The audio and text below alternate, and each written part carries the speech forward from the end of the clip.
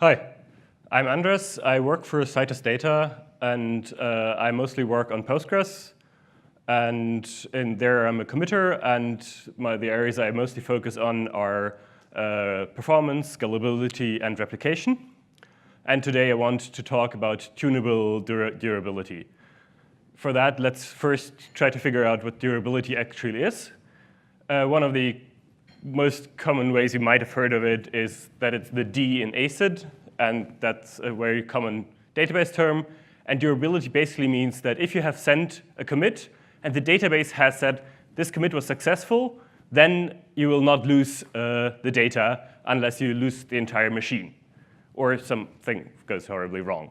So basically it means commits, after a transaction has committed, the data is durable.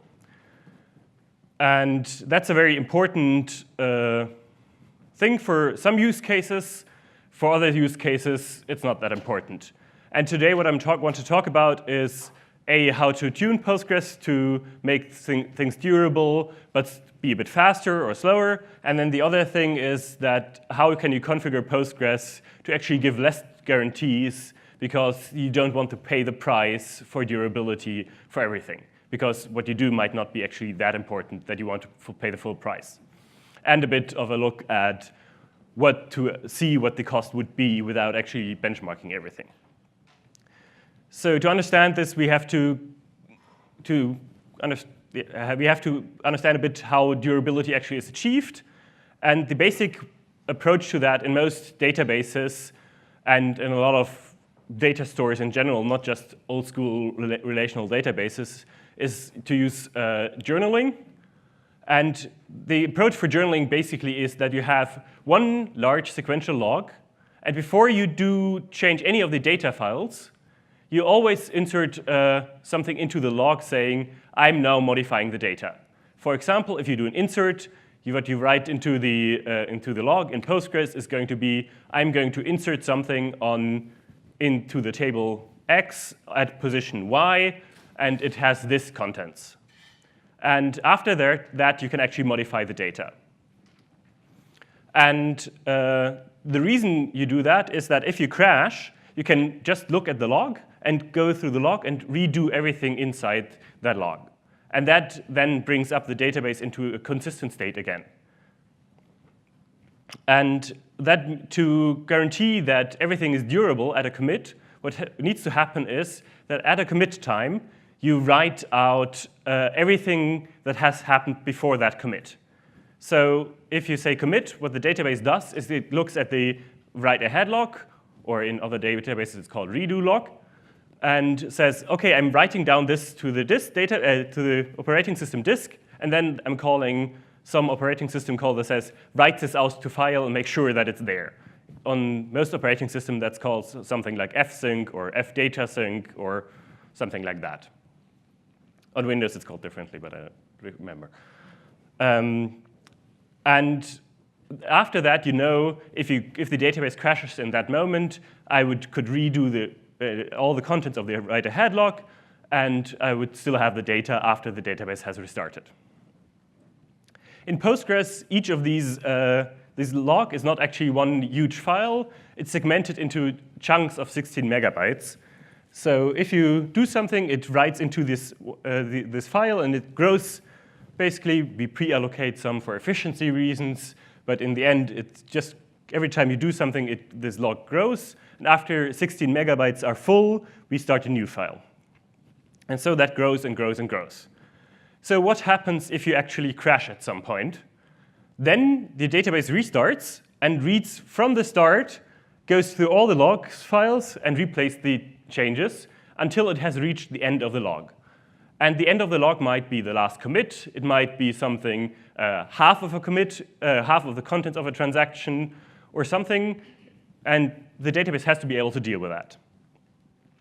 So after it has done all that work, it performs a so-called checkpoint. But that's not that important here. And after that, you can actually access the database again. So if you just continue doing this to append the log until we crash or something, then the log would obviously grow forever. And that has two big problems. A, you would probably run out of space at some point. And B, if you crashed, you would have to replay an unbounded amount of log, which would take unbounded amounts of time, which would not be good again. So what the database every now and then does is to do a so-called checkpoint. What the checkpoint means, it syncs all the state of the database to disk, and then can remove all the old write-ahead logs, which is good, because then the space is freed again. And when the database crashes afterwards, it can restart at the last checkpoint, because that's where the state was all synced to disk. In reality, this is a bit more complicated than what I'm explaining here, but that doesn't really matter to normal users very much. And after the checkpoint has successfully performed, we continue to write data at the same time, but now we can actually remove the old write-ahead log that we accumulated before the previous checkpoint. And the space is free. In Postgres, the old files are in some cases actually reused for efficiency and some internal details. And for some mildly good reasons, we keep around 2 checkpoints worth of data. But in the end, the issue is you can only delete val files that are older than the last checkpoint. And the other thing is that a checkpoint has to write out all the data that's in memory. So what triggers a checkpoint in Postgres? There's basically 4 different reasons. There's a checkpoint timeout that says, after so-and-so many minutes, we want to do a checkpoint. And that's basically just to bound, to say the data that's so-and-so old is synced to disk, even without the replaying the val. Then there's also another set of parameters, so that's checkpoint segments in releases before 9.5. And in 9.5 plus, it's max val size, where you can say, if you have collected more than that much amount of write-ahead log, then perform a checkpoint, because otherwise your database directory will grow too large because you have too many val files. And that's usually denoted if you enable logging of checkpoints, that it says log checkpoint starting xlog. And that's because there's too many xlog files. And xlog is another term in Postgres for the write-ahead log, and it has basically transaction log. So there's a bunch of nested acronyms here. And if that happens very often, Postgres will warn you that that happens too often. And the next reason is that you shut down the database. If you shut down the database, if you do it without just plugging the power or something, or just saying shut down immediately, then it writes out all the data, so it doesn't have to perform recovery after the restart. And as the last way, you can also trigger this by manually saying in the database checkpoint, and then it will also perform a checkpoint. There's some other internal cases where we also do it. If you use base backups, it does a checkpoint at the beginning. After you start, if you perform crash recovery, it performs a checkpoint at the beginning. But those are basically the major reasons. You hopefully only encounter most of these. So what can you do actually to tune the write-ahead log and the durability in Postgres? And that's tuning that does not affect the guarantees the database gives. The most important thing, in my opinion, is to actually enable logging of checkpoints, because otherwise you just don't know what you're optimizing for. In many cases, people come and ask, hey, can I optimize this? And then you say, yeah, please turn on the logging. And then you find out, OK, they write so little that there's absolutely no need to do any tuning. Or you can see that they have these settings set to the absolute minimum and complain about bad write performance. So enabling that is very important. The next thing is to actually just consider how much work does a checkpoint have to do. And basically, the maximum it has to do is to go through all the shared buffers and write them out to disk. That's the main part of the work that a checkpoint does. It syncs every dirty data from the in-memory state to disk. So the total amount of work that a checkpoint does is basically bounded by your shared buffer setting. If you have shared buffers of 16 megabytes, there will not actually be a lot of work to do. If you have set it to 1 terabyte, and all of that data is dirty, then that might be a lot of work. So basically, if you have time-triggered checkpoints, and that's also the reason why you should strive to always have time-based checkpoints. You can calculate how much writes are you going to do at the maximum. And that is the size of shared buffers and divided by how long a checkpoint takes, how often they happen. There's a feature here, I said the timeout multiplied by target, and that's an important feature in Postgres that just says we are trying not to do a checkpoint as fast as possible, but we try to spread it over time. Because if you try to do a checkpoint as fast as possible, and that's what Postgres did before 8.3, it can cause a lot of problems because everything else gets slow. Because if you consider writing out 100 gigabytes of dirty data as fast as possible, it's not surprising that other writes at the same time are slow, or other reads are going to be slow. So what Postgres does, it tries to make a checkpoint take a lot longer by just doing a sleep every now and then, and it tries to do so by saying, I'm trying to complete at checkpoint completion target till the next checkpoint. And checkpoint completion target is just a floating point number that says, by default, 0.5. And what 0.5 means, before checkpoint timeout says the next checkpoint started, at half the time, I want to be finished with the current one. And if you set checkpoint completion target to 0.9, which is what most people set it to by default these days, it means like at 90% of the time to the next checkpoint, we want to be finished with the previous one.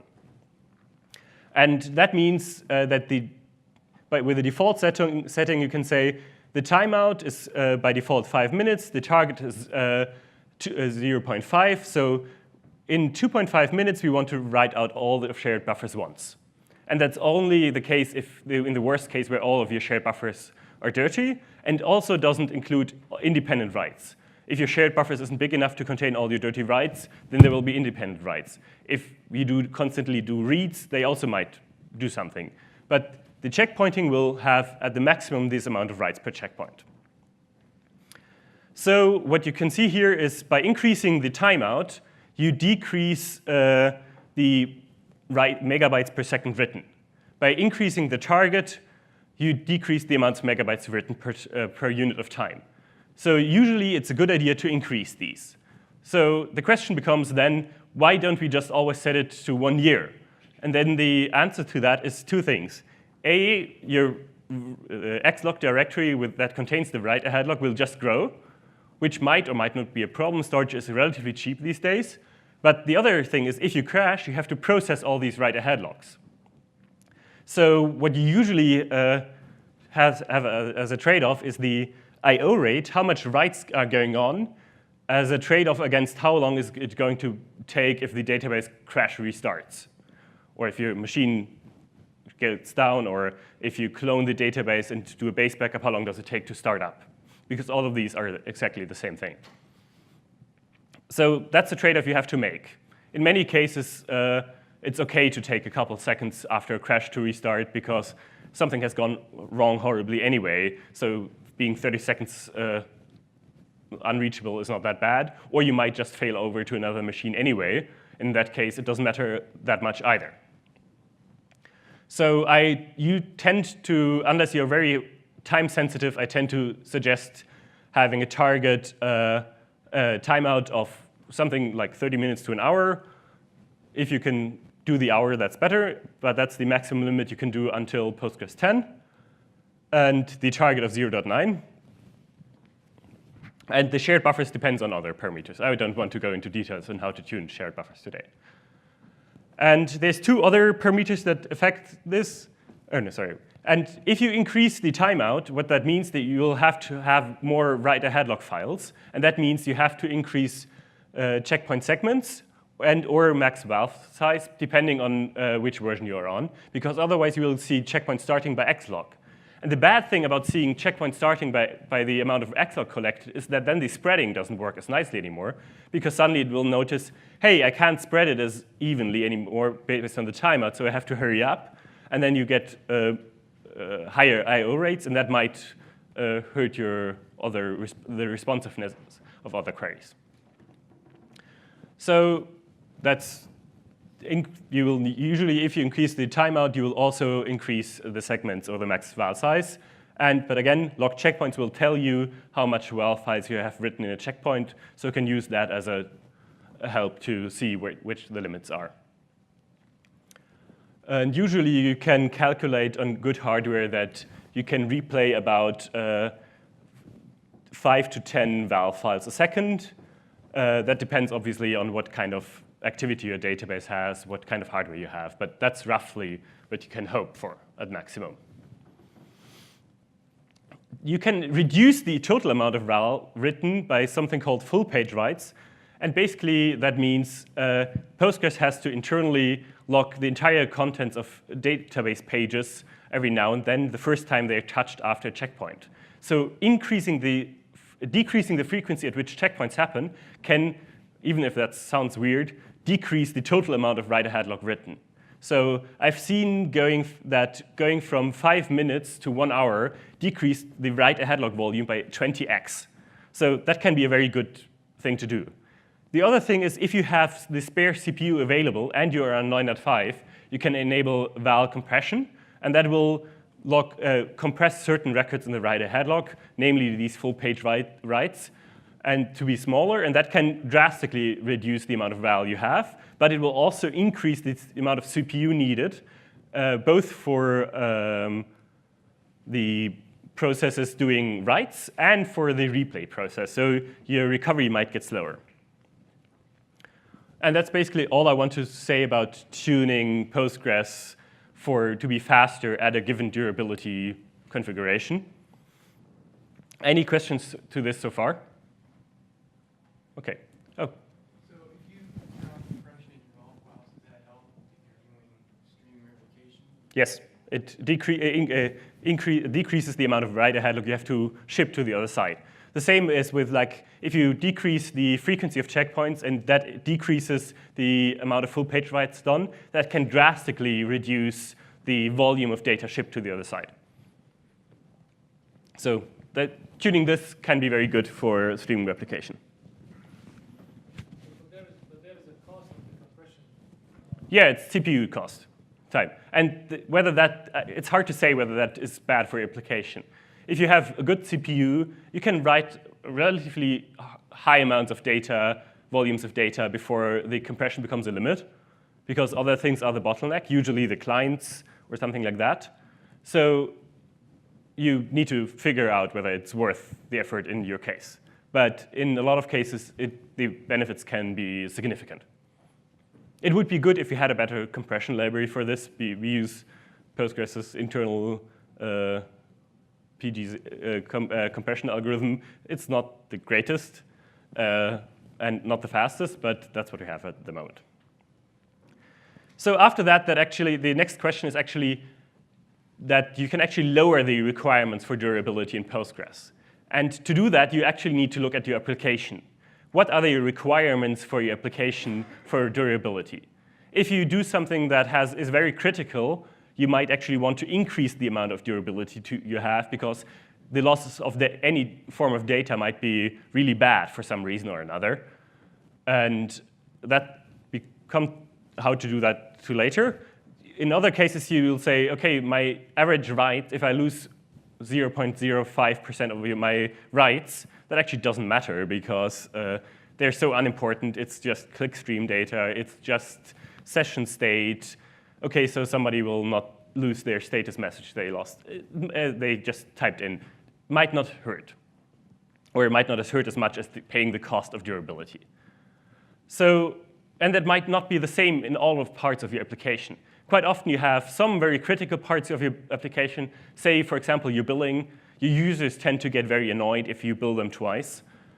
So that's something you might want to have very durable. There's other parts where it really doesn't matter. For example, your session state or something like that, where you can say, I want to reduce the impact that has on my overall application. But that's something I can't really help you with, because it depends on your application. What I can try to tell you now is, what are the actual costs, and do they matter to you of having durability? So what does it mean to actually do the write-ahead logging of a transaction? At the minimum, every time you commit the database and you have written something in that transaction, the database has to write out that part of the write-ahead log. And that means every commit basically has to write out at least one page. And by default, these pages are 8 kilobytes to the disk. And after that, it has to call fsync on the data. So what you have is at the very least one synchronous write to your disk or to your storage system. It might not actually be a disk. And that means you're pretty much bound by the latency of what your storage can provide. On a rotational disk, even if you have a fast disk, you have like usually between 6 to 10 milliseconds latency.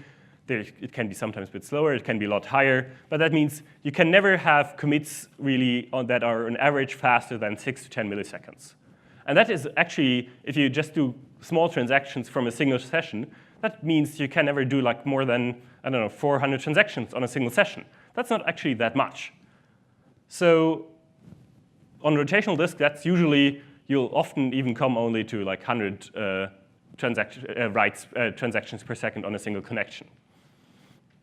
On EBS, which is like what probably the majority of you guys are running these days, the latency is a bit lower in some cases, but you have two components of latency. You have the network to the remote side, and then there you have the storage medium. And the storage medium on the other side, if you use a rotational disk, it might again have these 6 to 10 milliseconds. So if the network, which is somewhere depending on whether you use optimized I/O or not optimized I/O, somewhere between 0.5 milliseconds and 2 milliseconds, and depending on load. And it's a complex calculation, but it's usually like, I would calculate 2 milliseconds plus the storage overhead.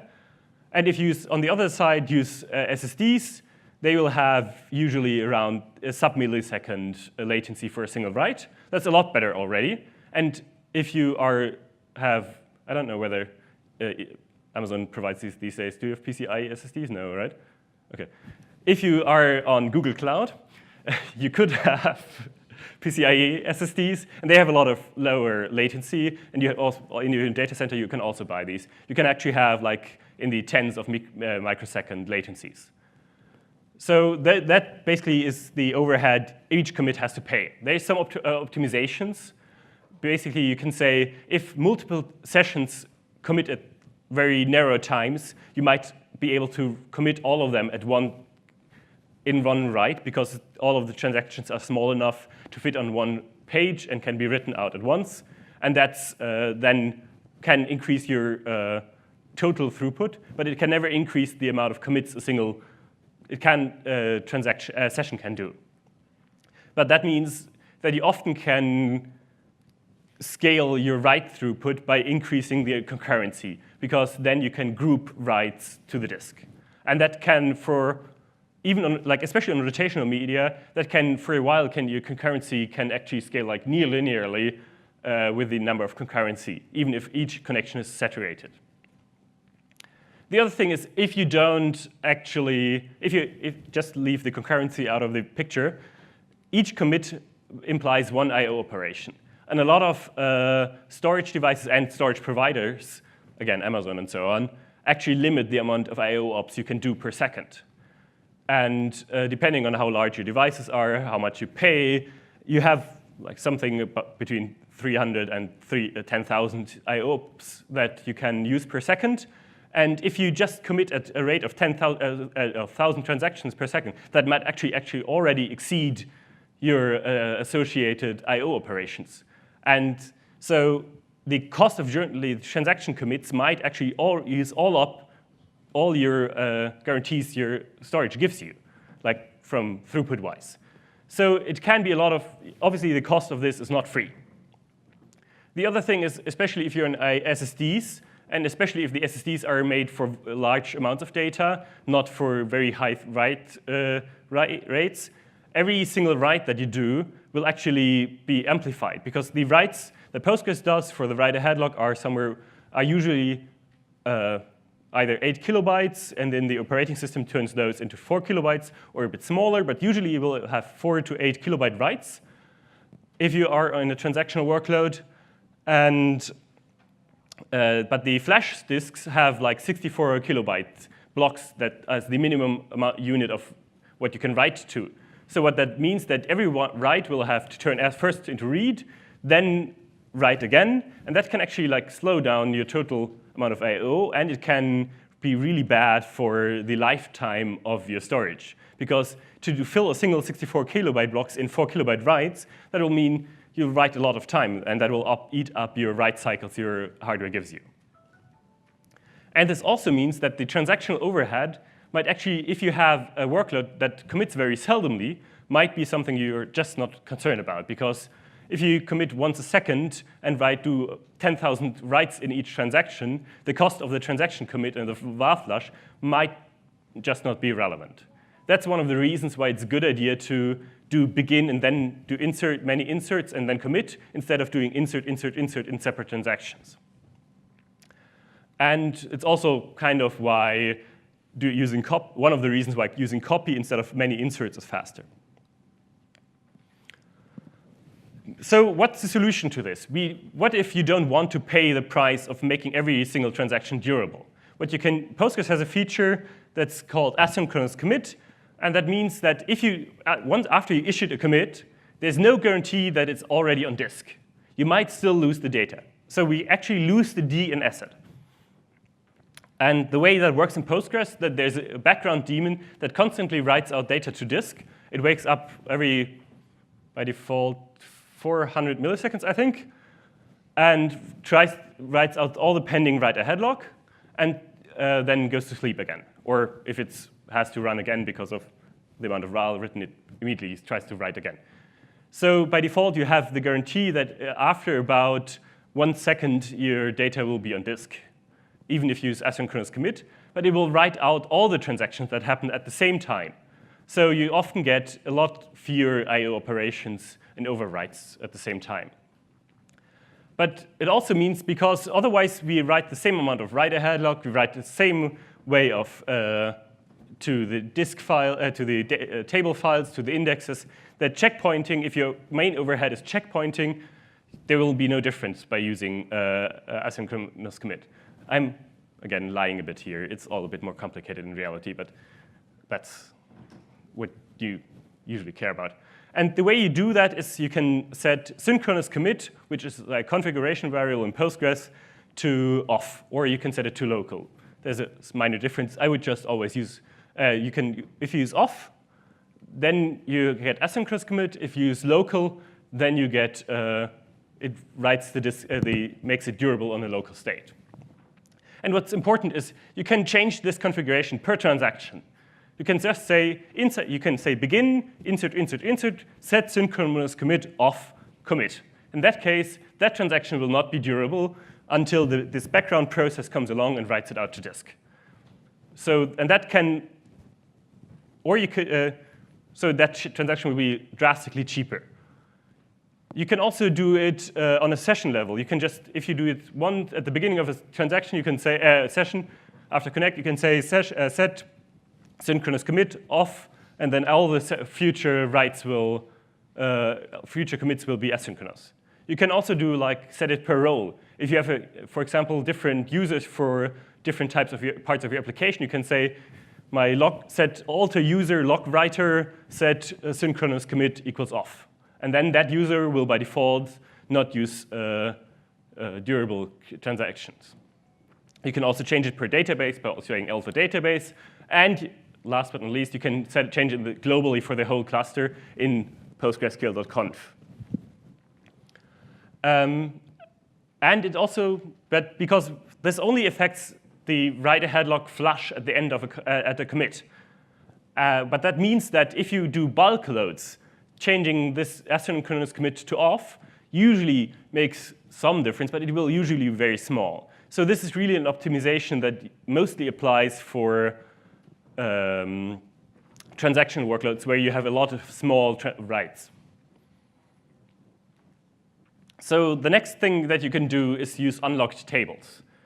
I think they were added in PostgreSQL 9.2, and what they are is basically writes to these tables don't do write-ahead log.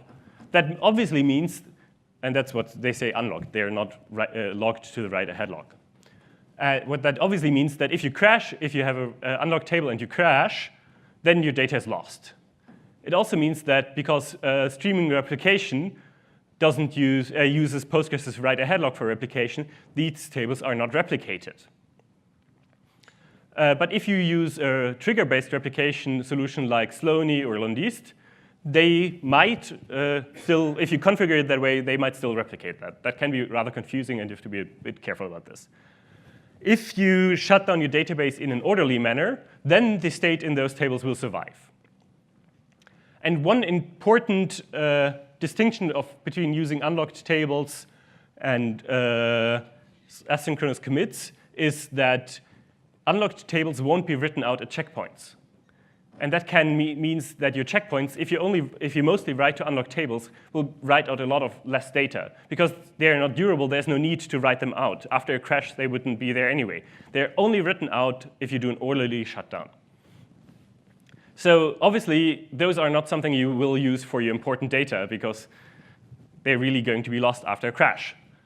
But if you have, for example, session state, or if you something like that, or you have like a bunch of recent log entries, or anything like that, they can be a lot cheaper. Or if you do roll-ups of your data and you persist that, they can again be a lot cheaper because the data has not been replicated and stuff like that.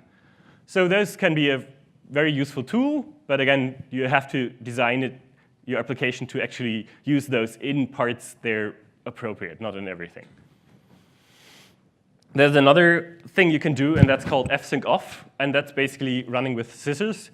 And after that, you can really rely on nothing anymore. If you crash, your database might come up, it might not, but with a pretty high likelihood, it will have corruption, and with a pretty high likelihood, you'll actually not notice that it has corruption. So fsync off is, in my opinion, basically only usable in two situations. You use it as part of a regression testing, and it's just some automated script that runs these, and the data is unimportant by definition, and you just don't want to pay the price. Or if your database as a whole is unimportant, every time it crashes, it's scrapped. That can be important, but in my opinion, fsync off has outlived its usefulness outside of testing, because for non-bulk writes, the asynchronous commit gives you 99% about of the benefit of fsync off, and for bulk writes, neither makes that much of a difference. Fsync off does make checkpointing a bit cheaper, but on the other hand, it will be more expensive at a random point later when the kernel decides, I'm now writing out everything. So I would be very, very careful to use fsync off ever. So far we've talked about making the impact of write-ahead logging or durability lower. And we talked about that by doing tuning or by changing the durability guarantees we give. So what is if your durability requirements are actually higher? These tables are not optimal. You can't fit water on them. You should optimize them. I considered that and decided not to do that.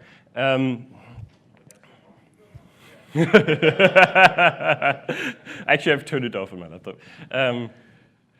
So what if you need higher guarantees? What if your individual machines are not reliable? What if they are reliable, but your guarantees have to be really high because your data center might go down, your network availability might go down, or anything like that?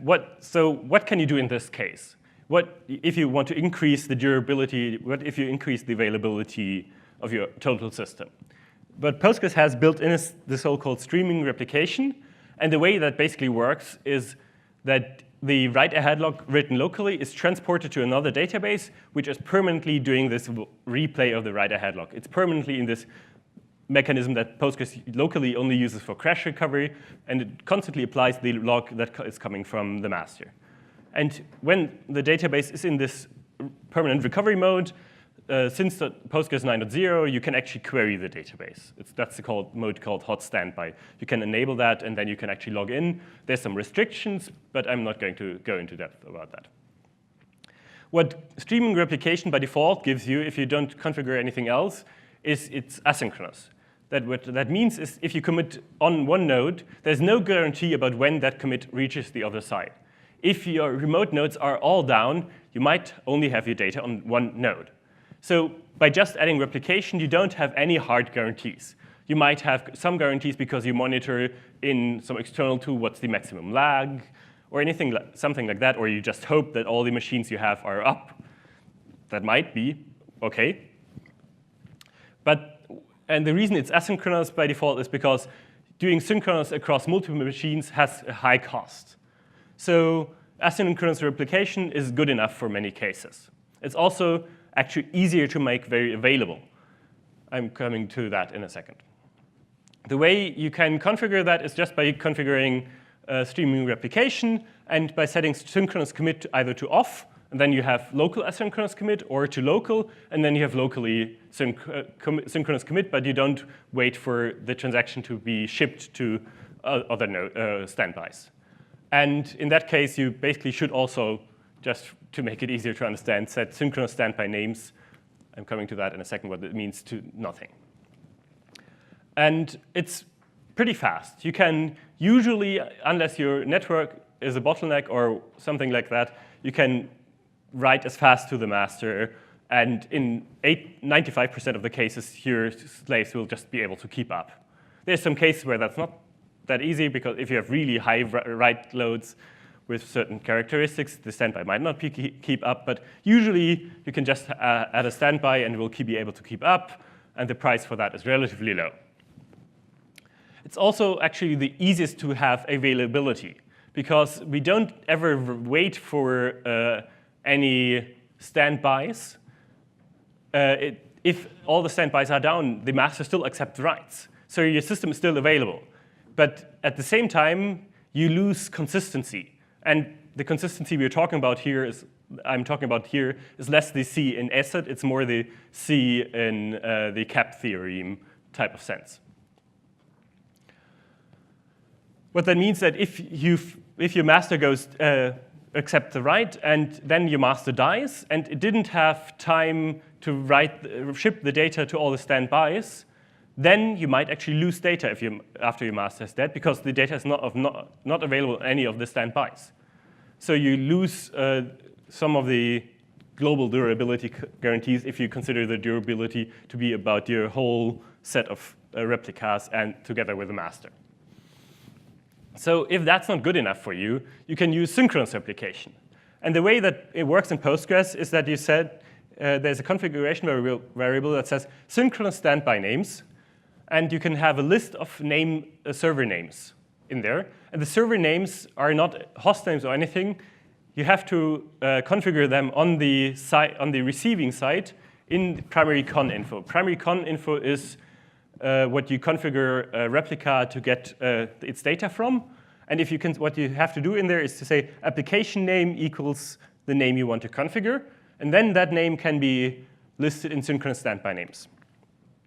If you use this syntax here with a list in synchronous standby names, which is the only one available in any released versions of Postgres, that's between 9.2 and 9.5, I think, or it might be 9.1 and 9.5.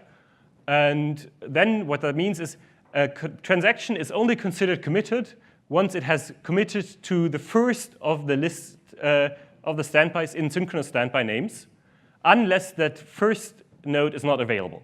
Then it will also consider a transaction committed if it has been shipped to the second one. So what you get by configuring this is the guarantee that every write that has successfully returned commit, it has been shipped to at least one other node. But what that means is what I said just now, that it only goes to it accepts a write only if at the second node, if the first one is down, is that Postgres has to consider a node down for some reason. And what's used for that is the so-called val sender timeout. And that's pretty much the only thing that controls this. If either there's no connection from node A, then if the node A is not connected, then it will not be considered alive for the purpose of replication. And if the standby hasn't replied with a ping after a val sender timeout, which defaults to 60 seconds, then it will also not be considered alive. And in case there's no alive nodes, especially if there is only one, and you have set and that one node that only is here is down, then you will never accept a commit. which is pretty bad for availability. You get some higher consistency guarantees, and I'm going into details about that in a second. But on the other hand, if you only have one node, your availability might be drastically lower.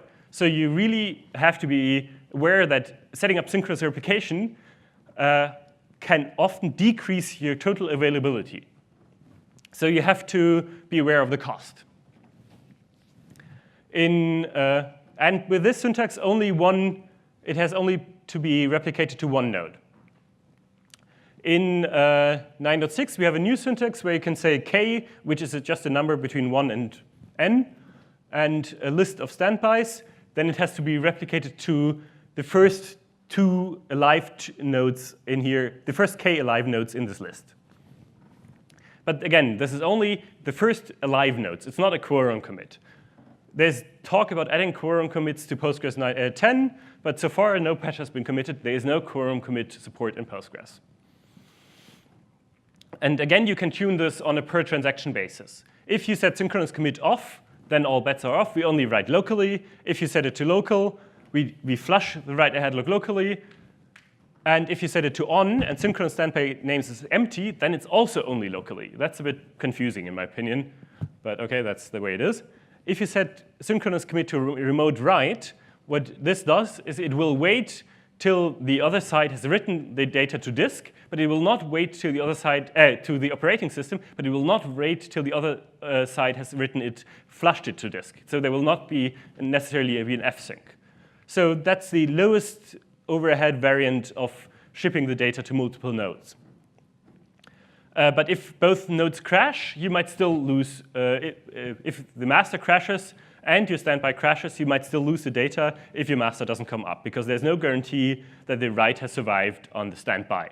If you set synchronous commit to on and synchronous standby names has contents, what that means is that the data has been written to disk on the other side and fsynced.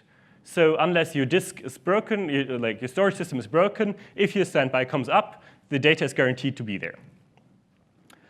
But what's very important is that if you set any of these, not a remote apply, then the data is written to the other side to the write ahead log, but it's not guaranteed to be visible, which is very important. If you commit something on the master and then go to the standby to execute some analytics query or something like that, you have no guarantee that the writes that happened already on the master are already visible on the standby. And a lot of people assume that that's not the case.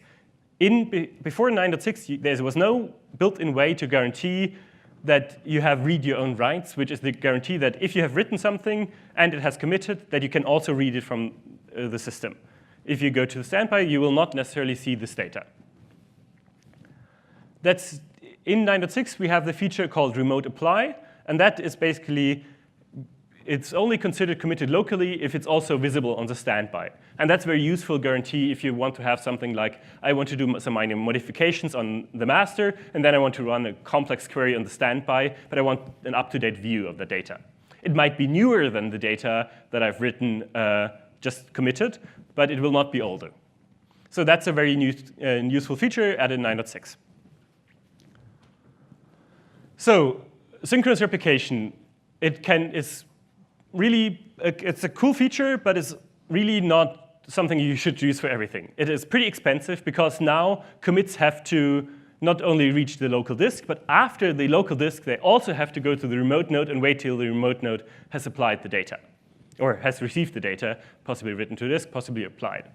You also have a lot of new failure modes, because if your standbys are all down, or if you only have one standby, or if your network is down, you might not be able to receive any further writes.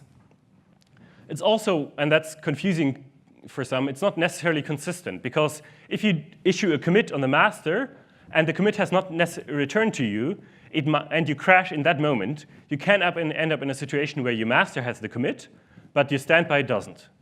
So synchronous replication only guarantees anything for commits that have returned success to the user, nothing else. No. Commit is present on the replica, but not on the master. No, you can't, unless your list disk is lying to you. But so unless you use a two-phase commit protocol, the the commit is persisted locally first and only then shipped to the remote node.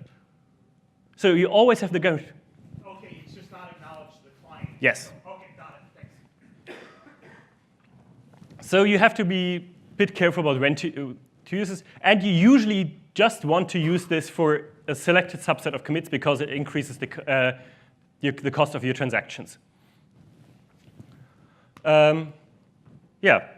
There's one more thing that I just want to very briefly mention. I don't want to go into details about this, but it's, I think, important to know because more systems are getting more complicated. There's also something called two-phase commit. And what that allows is to coordinate transactions across multiple nodes. And what it basically gives you is that if you have a transaction on one node and a transaction that started on another node and possibly a third node, you can do something that you can commit in two phases. You can first do a prepare transaction. And what a prepare means, if the prepare has a guaranteed return success, you will be able to commit this transaction. And you can even commit it after some of the nodes have died, after all of the nodes has died.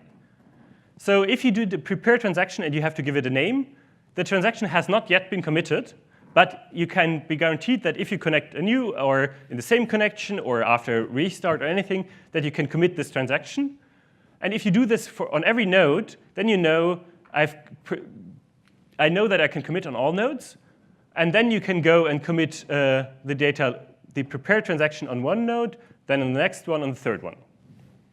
And what that allows you to do is to do kind of consistent writes to multiple nodes. When these writes are going to be visible is not going to be consistent in the sense of that it happens at the same time. But if you architect your system appropriately, and you should really read up on how to do this, then you can be sure that you can commit data on multiple nodes, even if you crash at some unfortunate amount of time. And the other important part is if you did a prepare transaction here, but prepare failed on another node, what you can do instead of a commit prepared is a rollback prepared. And then the data will be gone. This is a cool feature, and you can do very cool things about it, but it has a lot of pitfalls, and you really need to think about how to use this. So if you want to use coordinate transaction between multiple systems, two-phase commit is a thing to look for, but you really should read up on when and how to use this. OK, that's what I had. Any questions?